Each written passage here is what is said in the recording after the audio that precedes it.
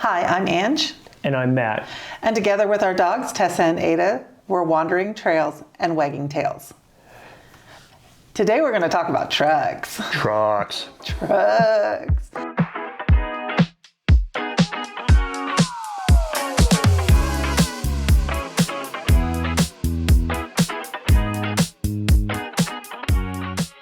We have been looking at buying a Super Duty truck to tow our fifth wheel that we are going to buy. So let's talk a little bit about why we're doing this to start out with. Yes. Sound good? So when I was little, my family lived in Alaska, and we PCS, permanent change of station, to Fort Bragg, North Carolina. And my family drove the Alcan and then drove all the way across the U.S. to North Carolina. And I want to repeat that. We lost my mom last month, and my dad's always wanted to do the Alcan, and I want to take him back up to Alaska while I still can. And your dad was planning on retiring and getting out of the service at that point. Right. When we lived in Alaska, this was like 1971, 1972, around that time frame.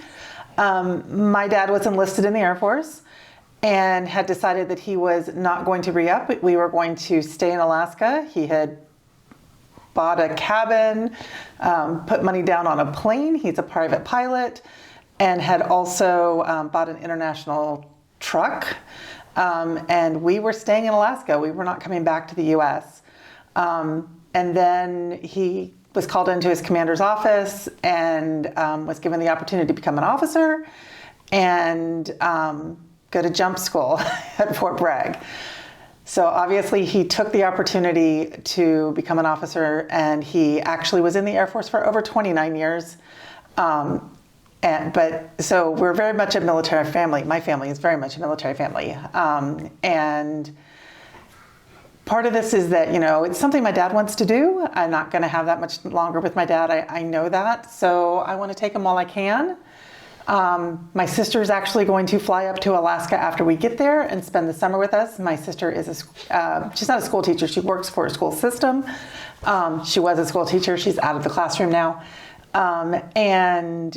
She needs to wait until after the school year is done for her to be able to come. So she will be flying up to Alaska to meet us. So this is a family trip for me and my dad and my sister, and we're taking Matt along. And the dogs. Oh, yes. Well, and the dogs. Our dogs are definitely going with us. Ada's really excited. In case you can't tell, she just ran in the room.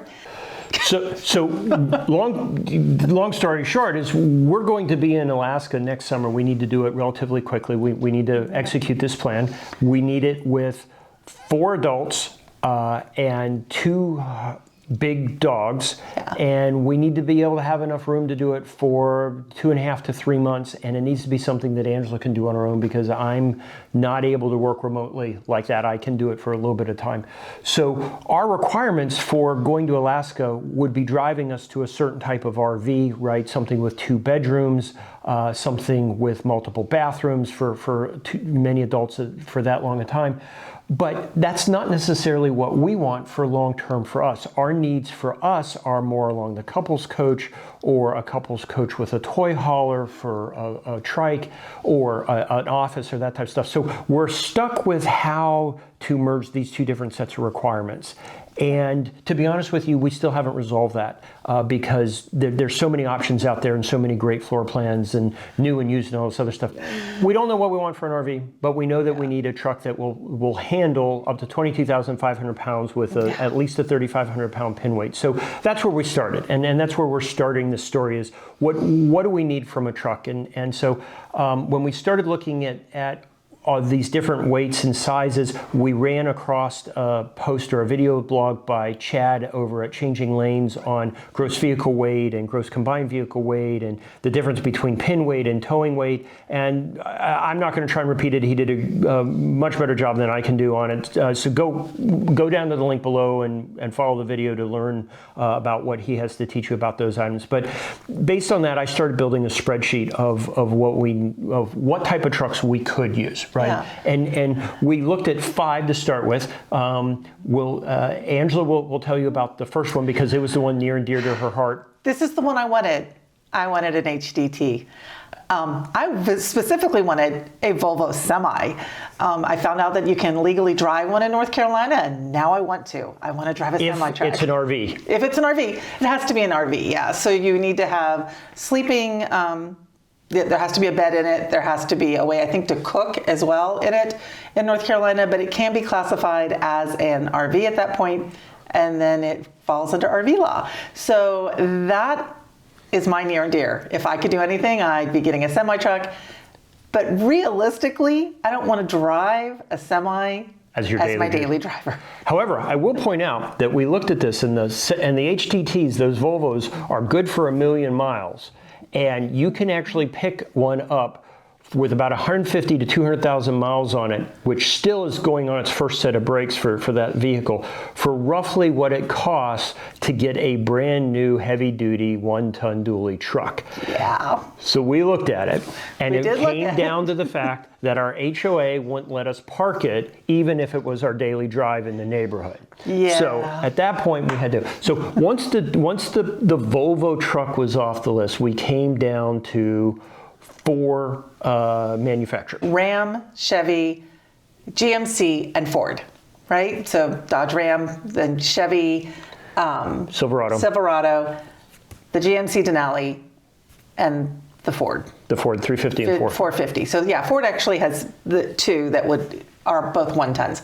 So we feel like to tow the vehicle we're looking at, we need a 1-ton diesel dually. Right, and that's based on what Chad's spreadsheet had and how he showed us to do the math. Right, you go in and you start putting in, okay, what's the pin weight and the available bed weight, and then you add in, the people in the car. Right, so we've got 2 of us, 2 grown adults, a third adult with her dad, 160 pounds of dogs, gas, stuff that's in the back, toolboxes, and that 6,000 to 7,000 pounds or 8,000 pounds that some of the vehicles say that they're going to have as max payload, that drops pretty quickly. But what we found after doing the math and seeing a lot of these different trucks is that pretty much you end up with, across all the 1-tons, you end up with about 4,400 to 4,600 pounds plus or minus 100 in there, depending on the trim and whether or not it's a 4-wheel drive versus a 2-wheel drive, although you can't get a 2-wheel drive dually anymore because they're not making them, even though they have them on their website,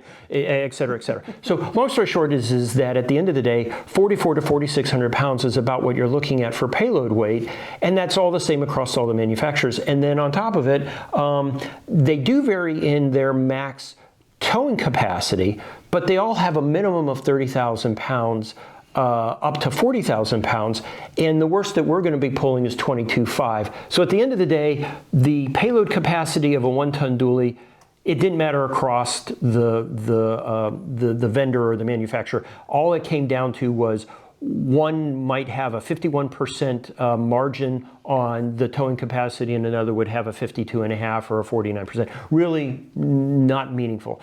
So once we had that figured out and said, okay, basically any of these will work, now how are we going to make our decision? Well, it's time to test drive, right? So we started out, we test drove all 4 manufacturers.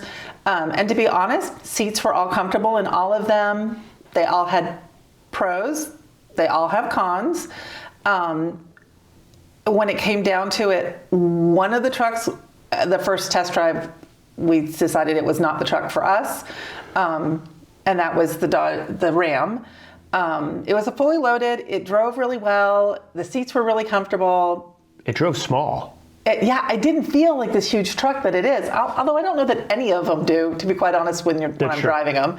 But the situation came down in the passenger seat, and I'm not planning on being the passenger the majority of the time, but I may. I mean, this is going to be my daily driver that we're buying, right? So we looked at Class A's for a while and the B's and C's, and one of the reasons we came to the 5th wheel is that a lot of the B's and C's and A's are built on Ford chassis, and that fixed seat is it comes from the factory before the coach manufacturer builds around it. And we can't get the seat back far enough. So even in these large dualies, we were going either all the way back or almost back to the stops on the passenger and the driver's seat. There was a couple manufacturers that you had to come up a little bit, but not very much, right? So for us to get the seat all the way back and have enough room in the back seat, that was one of the primary things that we looked at. And the Ram just kind of fell out pretty quickly. I had to sit at an angle, which means my back was uncomfortable, my knee that I've already admitted I had surgery on years ago, and my foot. I wouldn't have been walking after an hour. So that's not productive because we want to go out and hike and do stuff. Right. And I'm not having any pain, so why would I put myself into pain? Right. And that being said, it might be the right truck for you. So definitely drive them all, see which one's the right one and feels right to both you and your passenger if you have a primary passenger. Right. Passenger princess? Yeah, I would like to be the passenger princess. I don't think that's my lot in life. I believe that he is going to be my passenger princess. No, I have a feeling Ada is going to be the passenger. Ada and Tessa are the passenger princesses. Right. Yeah, So- that's true. So we looked at those manufacturers, and so we dropped two out, leaving us with Chevy and the GMC variant, and then the Ford F-350 and 450. Right. So the next thing we drove was, I think the next thing we actually saw was the GMC Sierra. We saw out Denali. We didn't get a chance to drive it because it hadn't been through the PDI process for a customer, or it was picked up, or I think something. it was sold. I think it was a special order that hadn't been through PDI, and they did let us climb through it, which was amazing. Showed us all the technology. Oh, the inside they're gorgeous. Right. That was a Denali Ultima. It was gorgeous. Right. And so we liked that. We liked the way it said. And then a couple weeks later, we went out and drove the Chevy derivative. Right. And we did get to test drive that one. We liked the way it drove. We've been Chevy owners for many, many years. So we're not right now, but we both had Chevys for a while. We've owned Chevy. He actually worked for a GM company at one point. So, we were very brand loyal to Chevy for a very long time. And we really liked the Denali.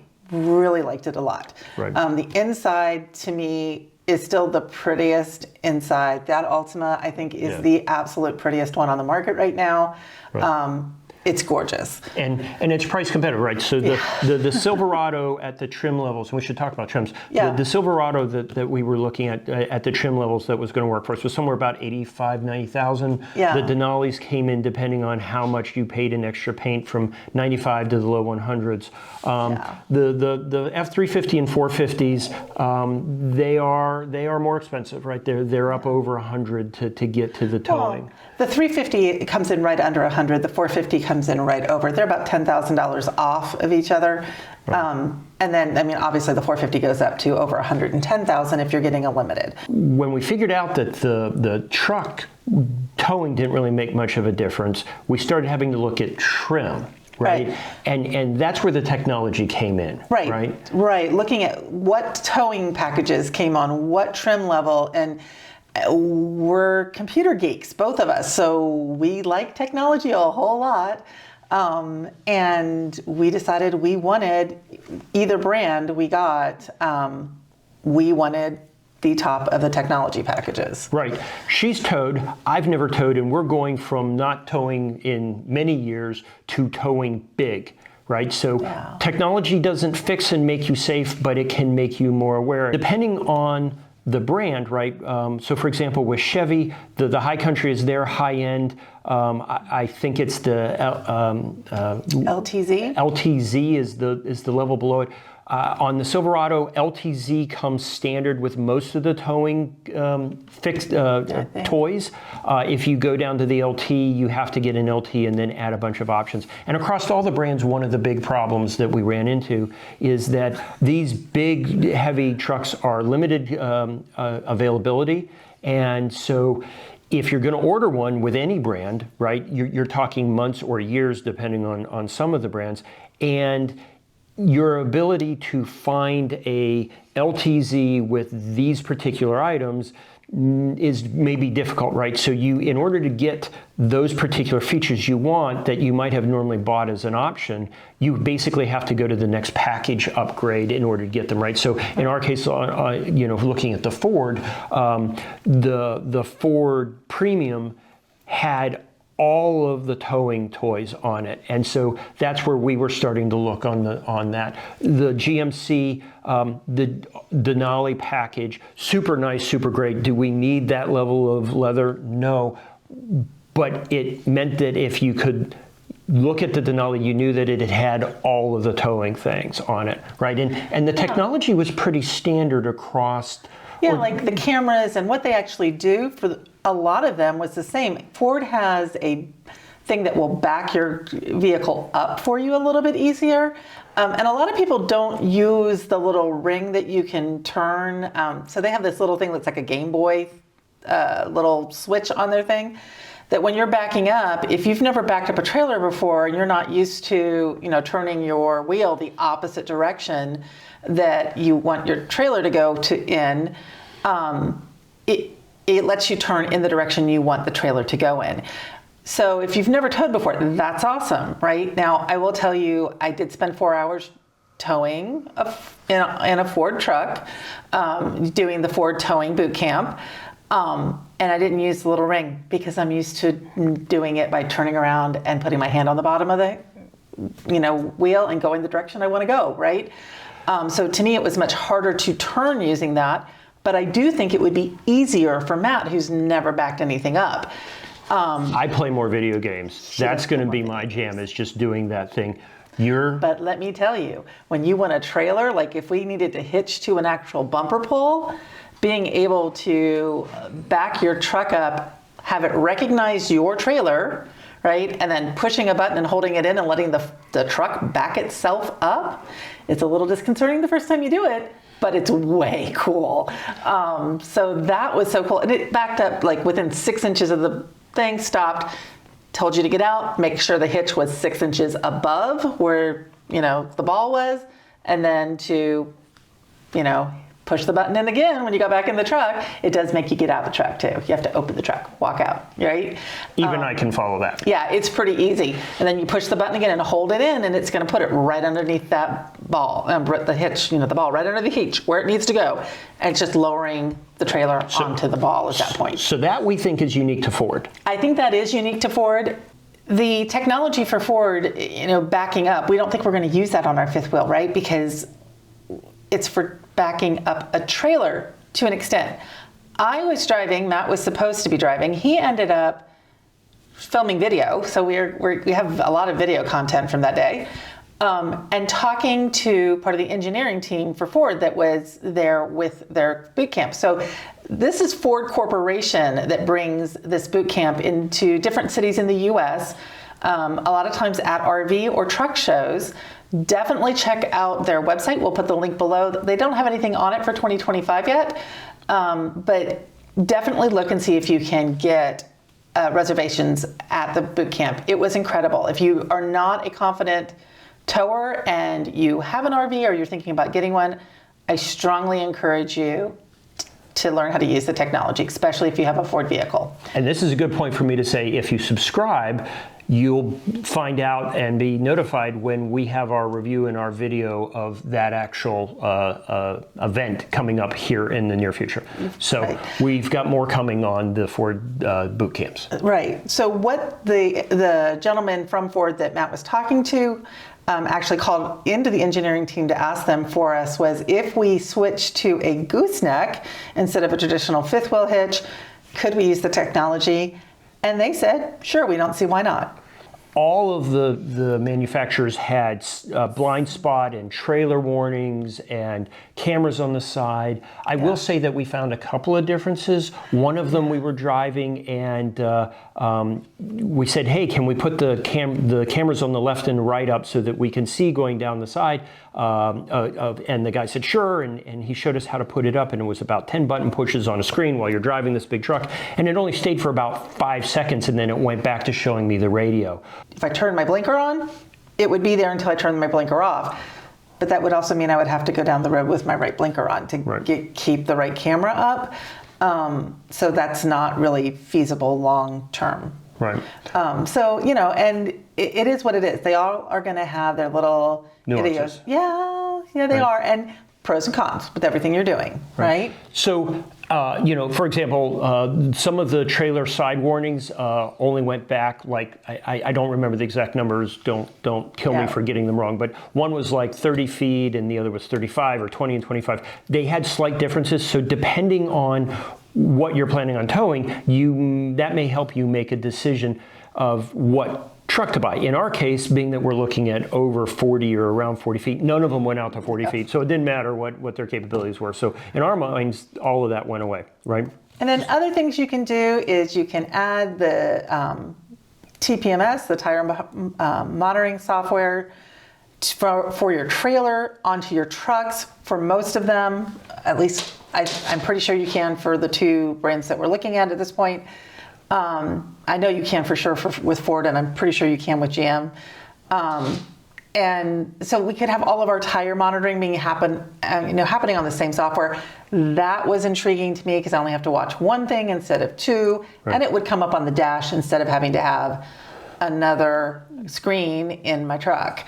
Right. So, so it's all those little things that you have to think about and weigh the pros and cons of. Right. Upfitter buttons, do you want them to be pre-installed by the manufacturer? Do you want to install them later? You can get upfitter buttons installed on all four brands afterwards. And you wanted to explain what upfitter buttons are? Yeah, so I'm certainly no expert. What I know about upfit buttons, I learned from watching Chad on Changing Lanes. But basically, it appears that they're a set of 6 buttons in the Ford, which he just bought a 450. But they're buttons up on the top that allow you to turn power on and off in 6 different 12-volt systems.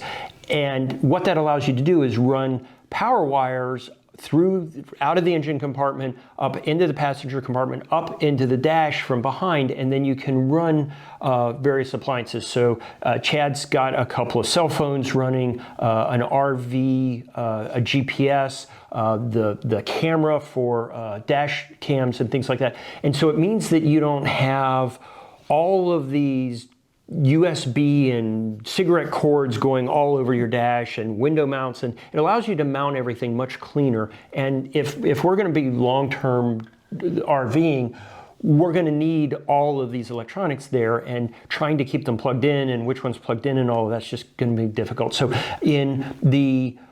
all of the manufacturers had at some trim level, the upfit buttons became standard. At some trim levels, they were options. So that was one of the things I wanted to get because I really liked how clean it made it look, and how Angela wanted it because it's how much nicer it looks, and you don't have cords running all over the place, right? Yeah. So he was also looking at an electrical side of it, that you weren't pulling everything through one electrical outlet on your dash or 2 electrical outlets on your dash. Right. You would have more direct runs to the battery or the engine compartment. That's kind of the technology we were looking at, right? Our last new car is a 2013, so we're 11 years and newer in technology, so we're looking forward to that. Yeah, we were looking at some other accessories too, but most of them have to do with the amount of electronics that will be powered by this vehicle as it's going down the road, just for me to feel like I know what's going on around me. We're going to have extra screens for all these monitoring systems that we're going to have. So we do want to put in a thing that will let us mount a bunch of screens and videos on the dash without damaging the dash and not using suction cups. And the reason for that is if you are in an accident, the suction cups can give and it can go flying backwards. So I don't want a dash camera in my face. So I would really like to have it more permanently installed. So that it's a little safer if there was an accident. And there are a variety of those mounting systems around in aftermarkets. And both Chad has one that he uses that he's got on Changing Lanes, and then JD on Big Truck Big RV also has awesome videos. If you are looking for things that compare different brands of trucks, I strongly suggest going out and watching Big Truck Big RV. He has tons of videos on trucks and RVs and all kinds of stuff. But he has also been extremely helpful and answered a lot of questions for us, especially when it came to the diesel engine that we were looking at, whether or not we needed a high output diesel or if a standard diesel would work. He was very sweet and answered us back and helped us with that. So JD, you didn't know that was us, but thank you. Yeah, thanks, JD. When it comes down to it, when you are towing something, it is your responsibility to make sure that you feel safe doing what you're doing. You will get all kinds of suggestions and advice out there on the internet, even from us, right? Saying, oh yeah, we're fine doing that. But you want to do the numbers yourself too and understand what those numbers mean and make sure that you feel comfortable with what you're doing, because you're the one that's going to have to defend it if something does happen. So we did, talk obviously to other people who do YouTube channels, and we watched their videos and listened to them, but then we turned around and did the math ourselves too to make sure that the truck we are buying will tow the biggest RV we will consider. Keep your eyes open for the next video. There will be the big reveal on what we're buying, and actually we'll talk about going to pick it up because we have plane tickets at this point. We know when it's coming in, and we are going to have an epic road trip across the country. We're actually flying to the West Coast to pick up the truck. We'll have a series of videos as we come back across the United States and our first week with our new truck. We are not going to have to worry about the 1,000-mile no towing limitation. We'll get that done in the first day. No, yeah, we're doing 700 miles. 2,700 miles from Washington State back to North Carolina. It's going to be an adventure. We're hoping to hit at least one national park on the way back, at least to go through and see. But we think that we can actually wiggle one in on the way that neither one of us have been to. Yep. So hit the subscribe button. Tell us you like the video, and as always, we appreciate you watching. And until the big reveal, I'm Matt. And I'm Ange, and we're striving to be the people our dogs think we are.